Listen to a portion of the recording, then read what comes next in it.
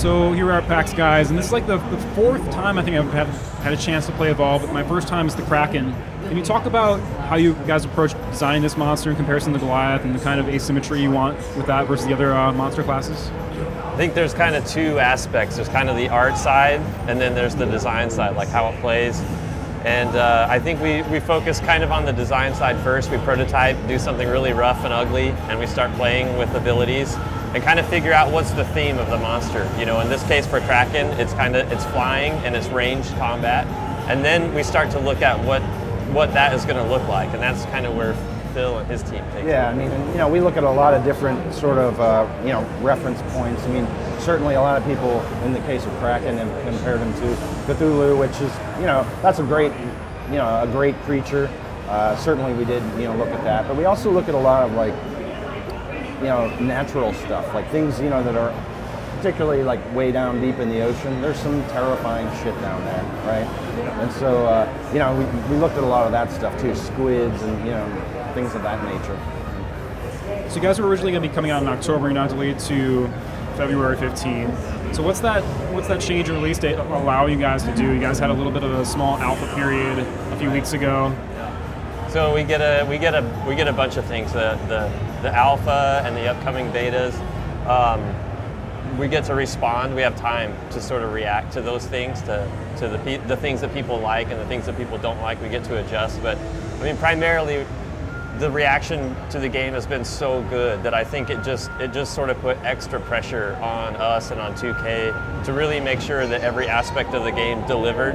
And certainly the stuff that we've shown we're really happy with, you know, but there's a lot more game, and we just felt like we could really kind of deliver on what we originally wanted Evolve to be if we just had just that little bit more time. So that's really where it's coming from. I mean, yeah, seeing people playing the game and seeing sort of, you know, that a lot of times that'll underscore problems that as developers we missed, right? So there's certainly that. And then just that experience of, you know, from the time you put the disc in to the time you're playing, that needs to be real smooth and feel good, right? And that's sort of where we felt like we needed a little extra time to kind of smooth things out. Cool. So, you know, I guess that puts us about, you know, 4 or 5 months away from release right now. Mm-hmm. Are we going to see more monsters revealed before February? Surely, new monsters, new maps. Yes. James. Yeah, for sure. Yeah, we got more monsters, more hunters, and more game modes, different ways to play the game that we haven't really talked about yet. So, got a lot of good stuff coming still. Can you guys speak generally about the kind of experiences that haven't been revealed yet? Like what's kind of missing here? What's interesting to you as a monster that hasn't been shown yet? Well, for sure, like we've only shown Hunt. This is Hunt mode, and so it's a round-based mode where you play 10, 12 minutes, and then you're done, right? So we've got more of those modes, though, where both teams have different goals and different things that they're trying to accomplish, as opposed to right now, Hunt is just hunt down, try to find the monster before he gets too big. It comes back and kicks your butt. So the thing is, it's I mean, even with the different game modes, it's always about the man versus monster conflict. It's just that the way the two teams, you know, go about it is different. Curious how you guys approach sort of designing out and balancing like highly effective, highly optimized strategies. You know, was the case in Left 4 Dead initially where like there are certain areas you might be able to crowd your teammates into and like be very effective, and that, you know, seemed like undesirable behavior for you guys in a sense. So with these big maps, yeah, just curious how you guys approach that. Play the shit out of it. Yeah, we play it a lot. So I mean, there's always kind of a high level goal. We knew that we wanted like heavy co-op in Evolve. Like we wanted to sort of take the learnings from Left 4 Dead and take that one step further. You know, with Left 4 Dead, we were really figuring out what is co-op and how can we make that experience good and fun and require the cooperation of your teammates without sort of being frustrating, you know. And there's good ways to do co-op and bad ways to do co-op. And Left 4 Dead kind of established that groundwork. But then we wanted to say, okay, well, what can we do next? Like, how can we push that farther? And so we knew from the beginning that co-op was going to be heavy and heavier in Evolve because if you don't like co-op, then you can always play the monster, right? So we kind of felt like it was okay to go deeper on one side with co-op than the monster. So So we had this high level goal, and then we just, and like Phil said, we just play. We prototype stuff, and we start to play, and we play like crazy. And all the guys in the office are gamers, and you know, these strategies and stuff develop and emerge out of that, and counters to strategies, and it just starts. You know, we've been doing it for almost 4 years now, so it's if we can play the game for 4 years and still have fun, then you know, we know that there's a lot of depth there and a lot of strategy and counter strategies and stuff that everybody's going to dig once the game comes out. Can you speak to the experience on PC specifically? I mean, obviously with mouse and keyboard controls, you might have a little bit of more fine aim, hopefully, than on a controller. Right. Is that something you guys are balancing a little bit differently with certain abilities in the monsters, like being able to target in a really fine, accurate way? And also, you know, PC optimization, is that a priority for you guys? So on the, it's definitely like as a shooter, like I think shooters kind of inherently, like you have more control, and you're able to with a mouse first-person shooter, like you're just able to sort of like aim very quickly and precisely, you know. And so on the controllers, we have to make some adjustments. We have to do some work to sort of help aim a little bit. On the PC, we don't have to do that, right?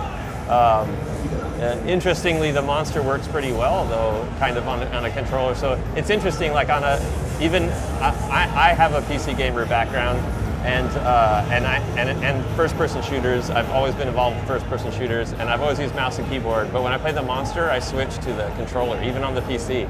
It's because it's a little bit more like a fighting game. It's punching buttons when you want them, you know, and you don't have to sort of.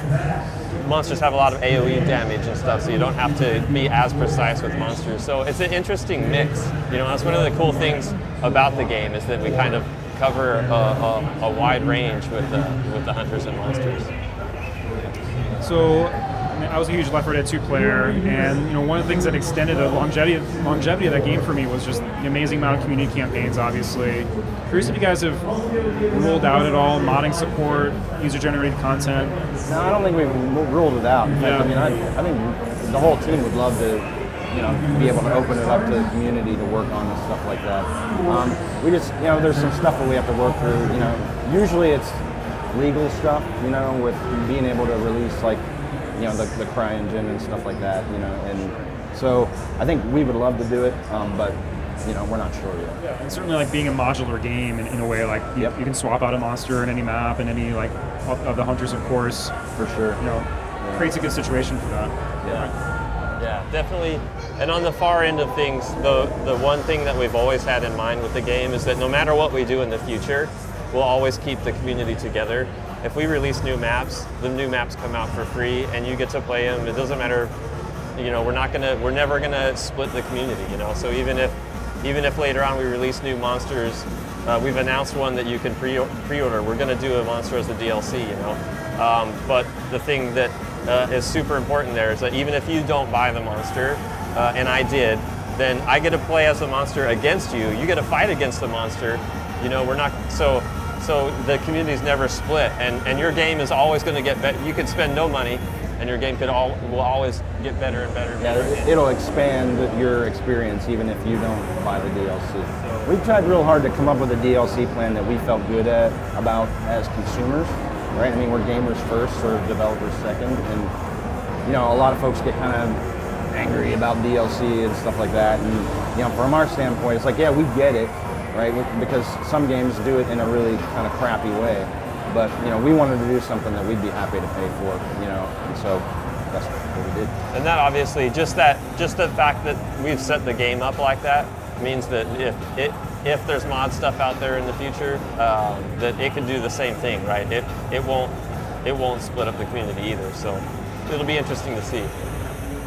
Does it surprise you guys at all that we're kind of living in this kind of gaming in this time, you know, as 2014 rolls down, where competitive games are the most popular games, you know, Dota 2, League of Legends, Counter-Strike is the second most popular game on Steam right now, and you guys are sort of fitting in that with a shooter that emphasizes movement and like verticality and like pretty high skill ceiling. Right. Yeah, for sure. So I think we have to make sure that it's easy to get into, right? Just so that if you're not competitive and you're not hardcore, you can still have fun. And it's one of the things we learned with Left 4 Dead is that lots of people love playing Left 4 Dead that weren't like first-person shooter Quake players, you know. Yeah. But the one thing that Left 4 Dead kind of lacked was kind of that hardcore competitive edge. And that was another one of the things that we kind of took where we said, okay, well, we can do casual co-op and have fun. We can play against the AI, and the game's pretty easy to understand and get in and start playing. But we can go really, really deep. And like I said, we've been playing for 4 years, and everybody's still getting better and improving their skills. And now it's just sort of a crazy range in the office of sort of where skill sets are. So, yeah. And I think it's more interesting, right? It's sort of, it's very easy to have like games that are symmetrical, that are like 5v5, where everybody's got exactly the same guns and the same number of people on the same on the opposing teams, and that makes it easy to balance. But we're trying to do something, I think, a little... Give people an experience they haven't had before. Right? I mean, the esports thing is interesting because we didn't go into this with any aspirations there, right? It just sort of has kind of happened, and you know... The game's so competitive, and it's so fun to watch that, you know, like you see at PAX, like they shoutcast games, and every time they do, people clog up the hallways and stuff and block the flow of foot traffic because it's so fun to watch. So we're excited about the potential. All right, well, thanks for catching us up on it, guys. So we brought this laptop around with us at PAX. We're having everybody we interview sign it. Be interested in putting your signatures on it for us? Sure. Absolutely.